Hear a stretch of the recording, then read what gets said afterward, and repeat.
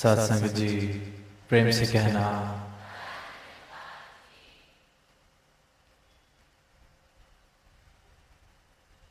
कल शाम देर रात ऊना में आगमन हुआ। आप सबके वहाँ भवन पर दर्शन करने को मिले। फिर आज सुबह से ही चंद स्थानों पर जाने का अवसर मिला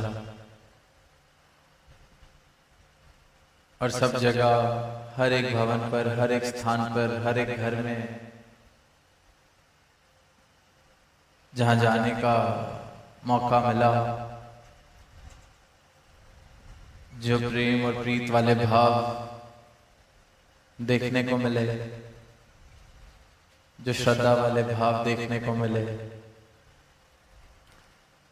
जो परमात्मा के लिए शुक्राने वाले भाव देखने को मिले, उन भावों से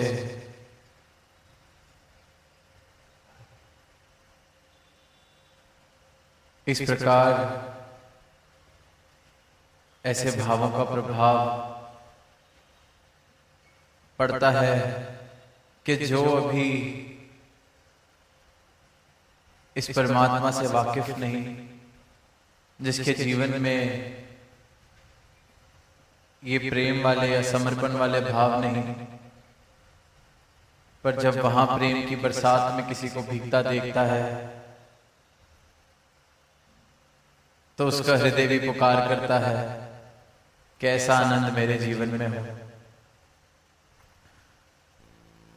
और आज सुबह से ही इन्हीं भावों के बीच, इस प्रेम की बरसात में ही रहने का अवसर प्राप्त हुआ और दातार के सदगुरु के चरणों में सिर्फ और सिर्फ शुक्राने वाले भाव के ये ब्रह्म ज्ञान जो मिला है, इसकी प्राप्ति जो हुई है, गुरु की कृपा जो हुई है, सदगुरु का तरस जो हुआ है,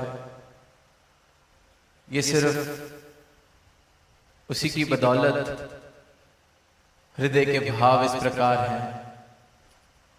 वरना संसार में कहीं भी जाते हैं, कोई किसी का हाल पूछता है तो सिर्फ और सिर्फ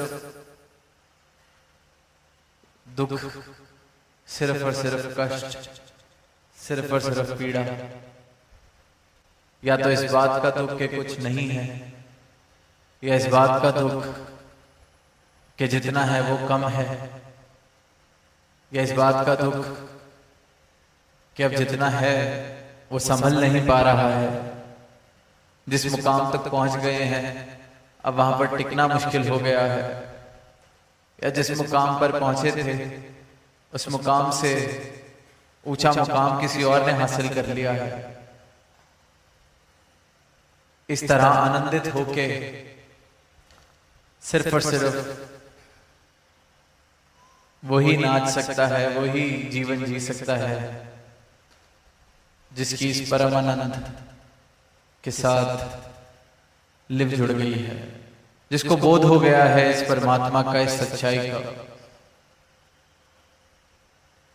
जिसे वो बात समझ आ गई है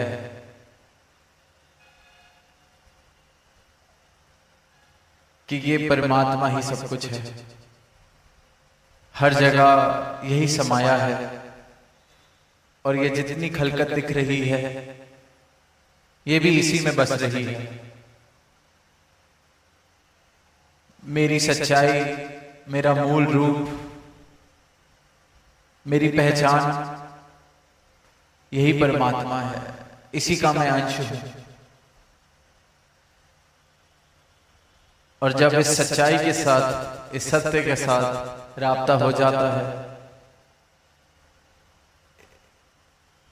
इस अविनाशी शाश्वत सत्ता से नाता जुड़ जाता है, इसके दर्शन हो जाते हैं, तो जीवन में भक्ति प्रवेश करती है। और जिस जीवन में भक्ति प्रवेश करती है उस जीवन में फिर प्रेम, आनंद, खुशियां, शुक्राना इस प्रकार के भाव प्रवेश कर जाते हैं। वो जीवन बिन सुर ताल के भी नाच रहा होता है, और यही नृत्य फिर प्रमाण बनता है कि इस जीवन में भक्ति है, इस जीवन में आनंद है। फिर उस इंसान को जिसे इस परमात्मा के दर्शन हो गए, इसका बोध हो गया, वो खुद को दासन दास समझता है। उसके मन से मैं वाले भाव खत्म हो जाते हैं। जैसे वो पंक्तियां हैं कि फरीदा साहिब दी कर चाकरी, दिल दी ला परान, के सच्चे साहिब की चाकरी, खुद को इसका दास बना ले, मैं मेरी वाले भाव मिटा दे। दिल में ये जो भटकन है, भरम है, अहंकार रूपी, जो खुद को बड़ा करने में लगे हैं, यही भटकन का कारण है। इस भटकन को जिसने दूर किया है, उसने इस परमात्मा को प्राप्त किया है। भगवत गीता का जिक्र हो रहा था, तो कुरुक्षेत्र के मैदान में जब वो संवाद चल रहा है, जब अर्जुन अपनी अवस्था बता रहा है कि ये युद्ध मुझसे नहीं हो पाएगा, सामने मेरा परिवार है, तो उसको विराट स्वरूप के दर्शन करने से पहले जब कृष्ण भगवान ने अपने दर्शन, अपने विराट स्वरूप के दर्शन कराए, उससे पहले यही कहा कि तू करता नहीं है, मारने वाला भी मैं, मरने वाला भी मैं, और ये शरीर है जिसने मरना है। मेरा विराट स्वरूप देख, सब इसमें समाया है। ये कर्ता भाव छोड़ दे, मेरे दर्शन कर।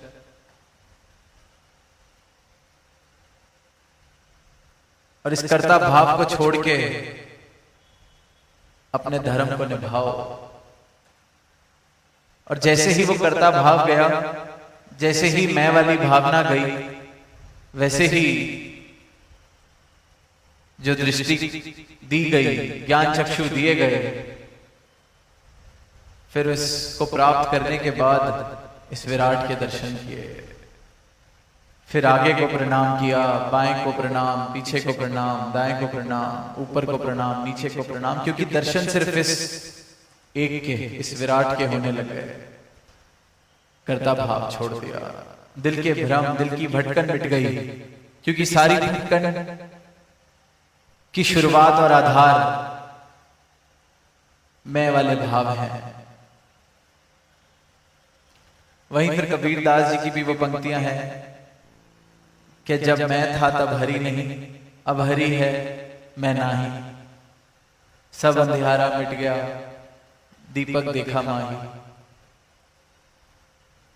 ये अंधकार मिट गया मेरे जीवन से, ज्ञान की रोशनी का दीपक मेरे जीवन में आया, सारा अंधियारा मिट गया, क्योंकि रोशनी जीवन में आ गई, जीवन उज्जवल हो गया। तो जब तक मैं हूं, मैं मेरी वाले भाव हैं, तब तक मिलन नामुमकिन है इस परमात्मा से। दास साहिब दी चाकरी, दास वाली भावना। पहले प्रण में जो बात कही जाती है कि तन मन धन ये दातार का है, इसे दातार का ही समझना है। जिसने खुद को ये तन मन धन से अलग कर लिया, जान लिया कि ये मैं नहीं हूं, उसको समझ आया कि मेरा मूल रूप तो ये परमात्मा है। जिस जोत दा अंश है बंदे, उस जोत नू जानते सही। जिसके हम अंश हैं, उसको जाने बगैर ही जीवन जिया जा रहा है।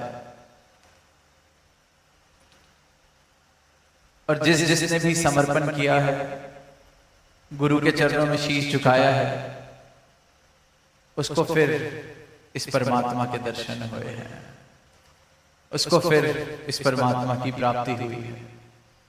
सिर्फ कथन तक सीमित नहीं रहा ऐसे इंसान का परमात्मा के साथ रिश्ता, मिलन की बात की गई है। जिसने के जीवन में भी सही मायनों में भक्ति आई है उसने मिलन की बात की है, कथन की नहीं। कहना तो मजबूरी है क्योंकि भाषा तो यही यूज करनी पड़ती है, इसी का इस्तेमाल करना पड़ता है। और इस परमात्मा से मिलन के बाद फिर कथनी कही गई है। कबीरदास जी की वाणी पढ़ते हैं, जीते जी आज सुनी वो पंक्तियां कि राम कबीरा एक भय कोई न सके पहचान। जीते जी लिखा है, मैं ना मरबू मरी वो संसारा अब मोहे मिले वो जीवन हारा। जीते जी लिखी हैं ये पंक्तियां, जीते जी ये अवस्था प्राप्त की है क्योंकि अपनी मैं को तज दिया, अपने अहंकार को तज दिया, पहचान लिया कि मैं कुछ नहीं हूं, जान लिया कि सब कुछ इसके हुक्म में है।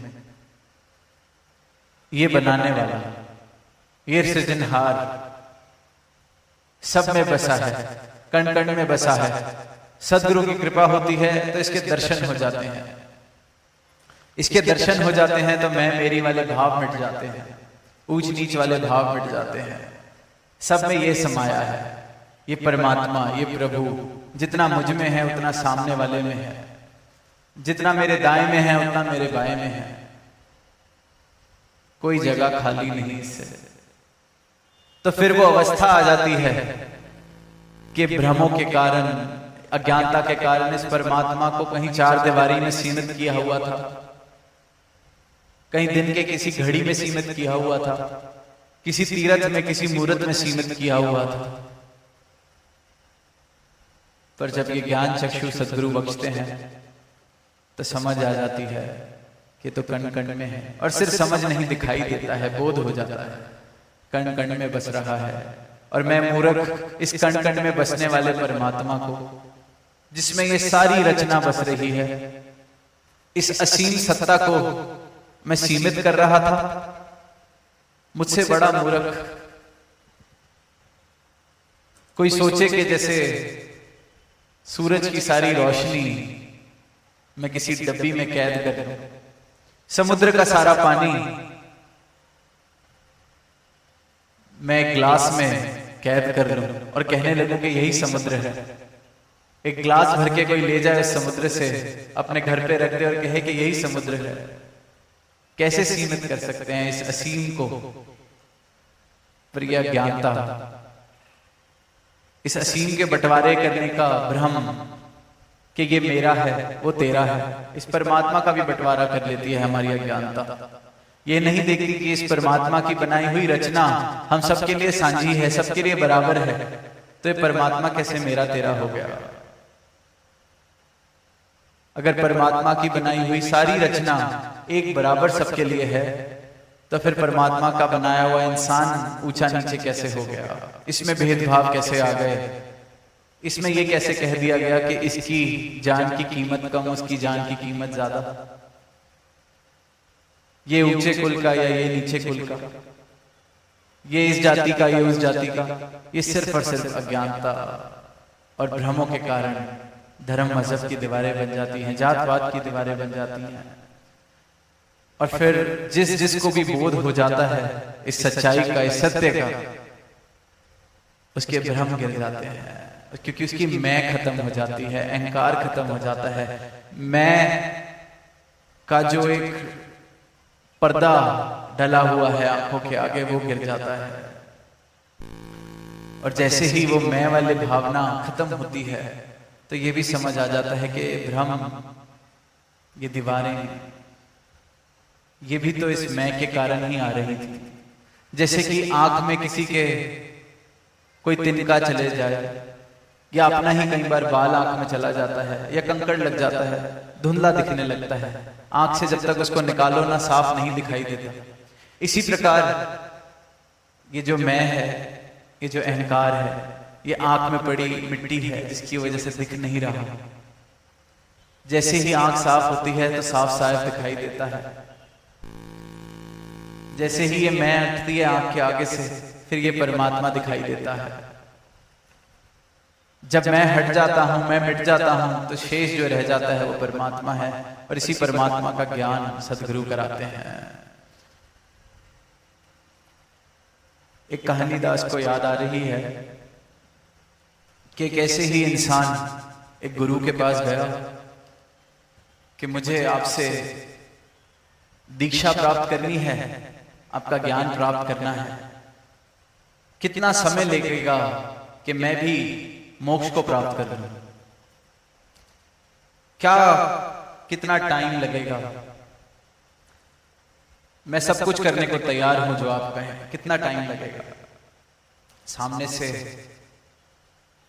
गुरु कह देते हैं 10 साल।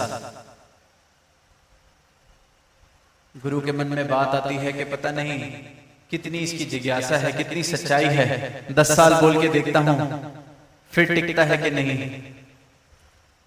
थोड़े टाइम बीतता है, गुरु की शरण में रहता है, फिर पूछ पड़ता है कि अगर मैं दूसरों से ज्यादा ध्यान लगाऊं, दूसरों से ज्यादा सेवा करूं, जो जो आप कह रहे हैं उससे दुगना करूं, सब कुछ करूं, तो कितने टाइम में मैं हासिल कर लूंगा आपकी दीक्षा को। तो गुरु आगे से कहते हैं फिर तो तुझे 20 साल लगेंगे। अब वो हैरान है। फिर शाम को जाते हैं बताने कि जितना जितना तू करेगा उतना उतना तेरा अहंकार बढ़ेगा, जितनी जितनी सेवा तू करेगा उतना ही तो दूर जाता रहेगा इस सच्चाई से, इस परमात्मा से, क्योंकि उतनी ही तेरी मैं बढ़ती जाएगी। और अगर अपनी मैं को खोने को तैयार है तो एक क्षण में सब कुछ प्राप्त कर सकता है, एक क्षण में। पर हम देखते हैं, हम सेवा कर रहे हैं, परमात्मा का नाम ले रहे हैं, तो उस बात का भी इंसान दावा करने लगता है कि मैं धार्मिक, मैं सेवादार, मैं नहीं छोड़ता।